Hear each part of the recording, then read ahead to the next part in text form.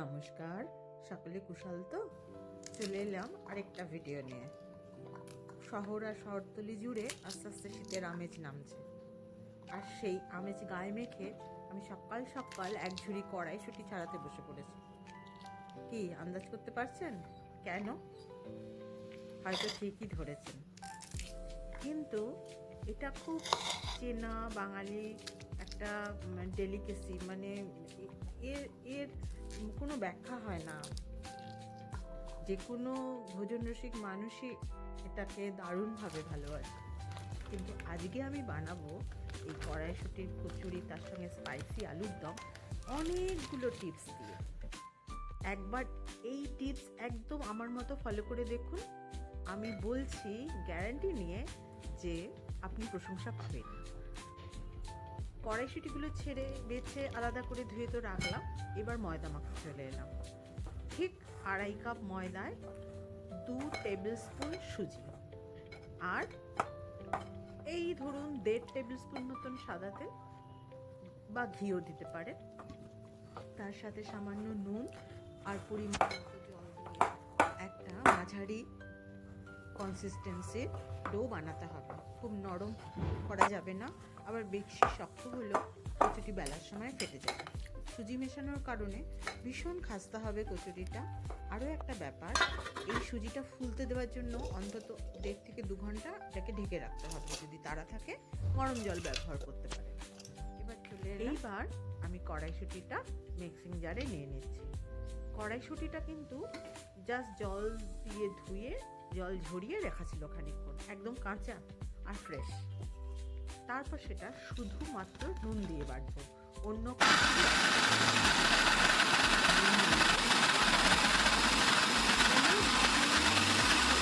এমন কথা নেই, একটু দানা দানা থাকলেও ভালোই লাগবে। বেটে নিয়ে সরিয়ে রাখলাম।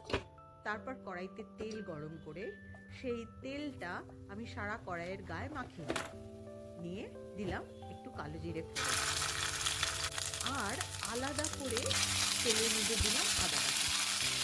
এই যে টিপসগুলো বলছি, এগুলো প্রত্যেকটা আমার নিজের অভিজ্ঞতা থেকে অর্জন করা। বিভিন্নবার বিভিন্নভাবে করে আমি দেখেছি এইটাই সবথেকে ভালো স্বাদের কড়াইশুঁটি বানানো। আদাটা তেলে আলাদা করে ভাজার পর আমি সব কাঁচা লঙ্কা বাটা ওটা অ্যাড করি। দুটোকে সমান তালে ভেজে ভেজে তেলের মধ্যে অসাধারণ গন্ধ বেরোবে। এই গন্ধটাই কড়াইশুঁটির কচুরির স্বাদটাকে অনেক গুলো বাড়িয়ে দেবে। আমি আগে বাটার সঙ্গেই আদা অ্যাড করতাম, কিন্তু পরে দেখেছি আদা কাঁচা লঙ্কাটা যদি আলাদা করে তেলে সাঁতলে নেওয়া যায়, স্বাদ অসাধারণ বেড়ে যায়। এর মধ্যে দিলাম খানিকটা হিং, তারপরে আরেকটু নেড়ে চেড়ে করে দিলাম কড়াইশুঁটি বাটা। এবার ধৈর্য নিয়ে গ্যাস মোটামুটি মাঝারি রেখে নেড়ে চেড়ে অনেকক্ষণ ধরে আমি পুরটাকে অনেকটা ড্রাই করে নিলাম। তারপরেই অ্যাড করলাম 2 চা চামচ ছোলার বেসন আর 1 চামচ চিনি। আমার কড়াইশুঁটির পুর একেবারে রেডি। খুব শুকনো না, নরম পেস্টের মতো। এটাই কড়াইশুঁটির কচুরি বানাতে হবে।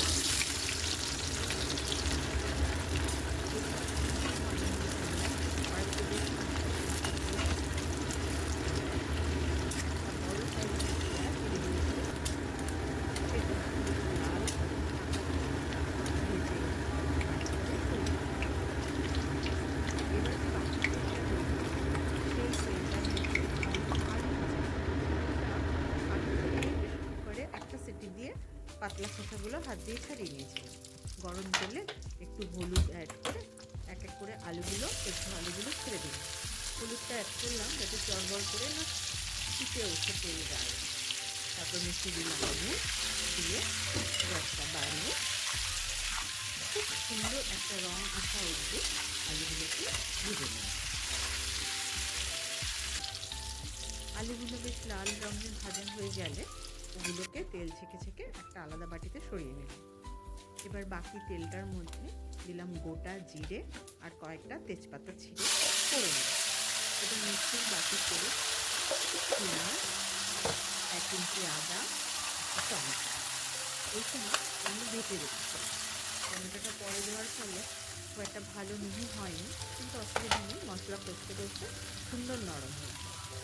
এবার ওটা তেল ছেড়ে এলে মশলা কষা থেকে বেশি পরিমাণে ধনে, তার থেকে সামান্য ধরুন 1 চামচ যদি আপনি ধনে নেন, জিরেটা একটু আর প্রয়োজন মতো হলুদ, সেটাকেও নেড়ে চেড়ে আমি ভাজতে দিই।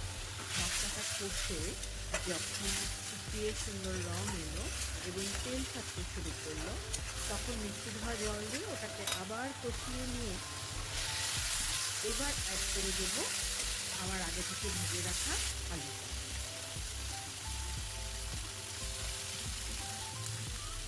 তার সঙ্গে আলু দিলাম 4টি কড়াই থেকে, দিয়ে মশলা আলু একে অপরের সঙ্গে যতটা ভালো মেশানো যায় মিশিয়ে নিলাম। নিয়ে অ্যাড করলাম সামান্য গরম মশলার গুঁড়ো, স্বাদের জন্য একটু চিনি আর এক থেকে পাতা দিলাম। এই টক মিষ্টি ঝাল ব্যাপারটা খুব ভালো লাগে খেতে। এবার মশলাটা ভালো করে মিশে গেলে পরিমাণ মতো জল দিয়ে, না আমি যখন আলু দম সেটা দমে রাখতেই হবে, দমে করে ফুটে ওঠার পর গ্যাসটা সিম করে আমি এই আলুটা মশলা সহ খানিকক্ষণ ঢাকা দিয়ে রেখে দিলাম, মানে আলুটাকে দমে দিলাম আর 30-15 পরে ঢাকা খুললাম।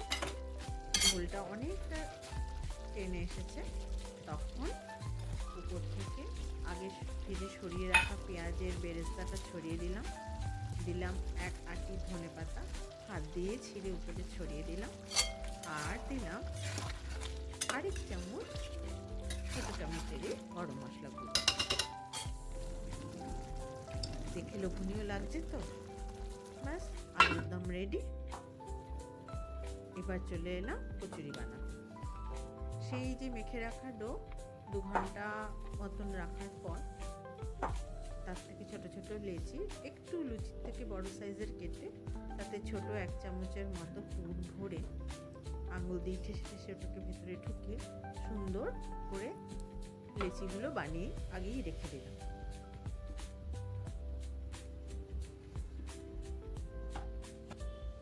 খুব বেশি পুর দিলে ফেটে যাওয়ার চান্স থাকে, আবার এত কমও দেবো না যাতে মুখেই না পড়ে।